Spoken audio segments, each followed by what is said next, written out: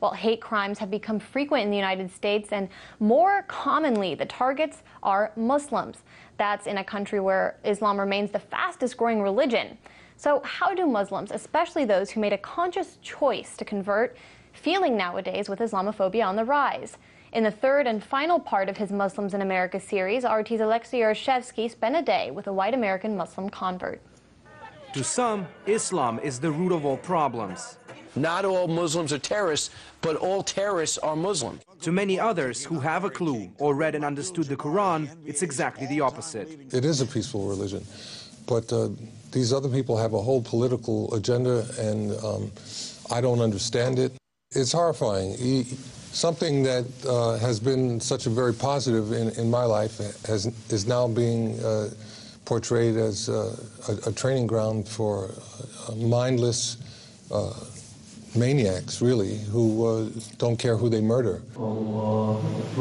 Nevertheless, despite pundits and politicians alike continuously failing to see the difference between Islam and its radical offshoots, this religion is expanding at a fast pace. There are still no exact statistics as to how many Muslims are there in the United States. Some statistics say it's 4 million, some double that figure. What's undeniable is the rapid growth of Islam in the country. Only 10 years ago, there were only 50 Islamic schools across the nation. Now this number stands at 200. The same applies to Islamic centers. This number has tripled over the last 2 decades. And to a certain extent, Islam can credit converts for its growth. But if this religion is evil, as some believe, why would people growing up in other environments want to join it? My attraction to Islam had to do with just what I had learned about the scriptures. My curiosity increased, and I started to investigate Islam. I found it to be something that I wanted to learn more about. We spent a day with a convert to find out. I pray here, I pray everywhere in the house. Robert Mago is what you would call a genuine white American. In fact, his family's presence in the United States dates back 4 centuries. So you have this piece of art, basically centerpiece of your apartment, right? Well, Islam is the centerpiece of my life. Nevertheless, 9 years ago, Robert made a life-changing decision. I was raised Christian, and I always liked the idea of monotheism. When I learned about Islam and how it has a monotheistic focus very similar to Judaism, but it has a place for Jesus as a respected prophet, it clicked.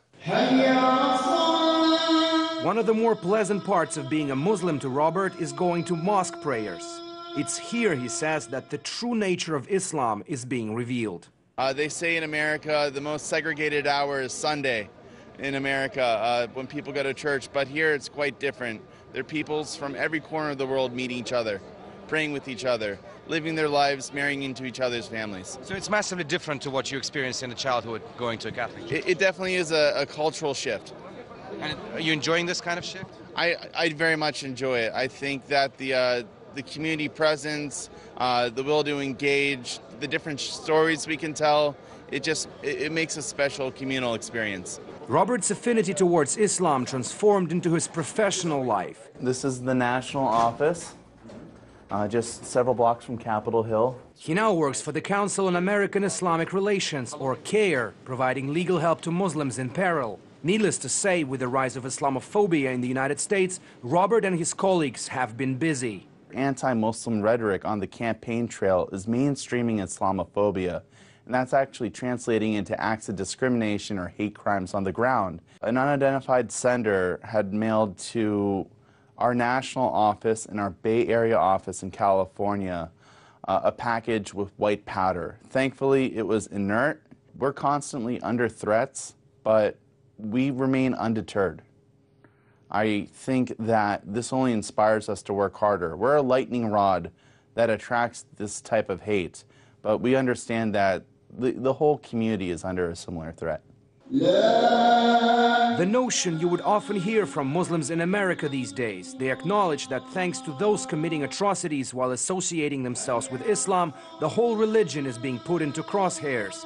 But just as their book, the Quran, teaches them, they're sure that adversity will eventually make way for the bright future. Alexei Yaroshevsky, RT, reporting from Washington, D.C.